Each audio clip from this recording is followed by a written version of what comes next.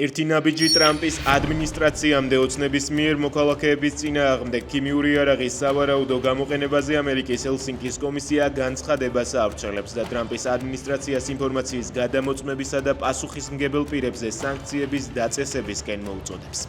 განცხადებაში საუბარია მეგობარი აქტზე. სენატორები კოლეგებს მიმართავენ დროულად დაამტკიცონ ორპარტიული კანონპროექტი, რომელიც სახელმწიფო დეპარტამენტს დამატებით ინსტრუმენტებს მისცემს ქართველი ხალხის მხარდასაჭერად.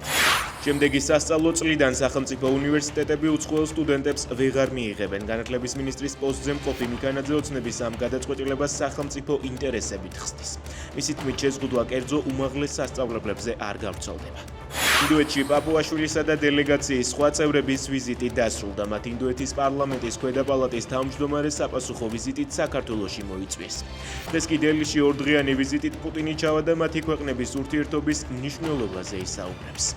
კბილის ელექტროჯაგრისების, კბილის პასტების, კრემების ჯამში 3000 ევროს ღირებულების ჰიგიენური საშუალებების მოპარვის მცდელობისას იტალიაში 29 წლის ქართველი კაცი დააკავეს. მაღაზიიდან კოსმეტიკის გატანას ის ზურგჩანთით სალაროს გვერდის ავლით ცდილობდა.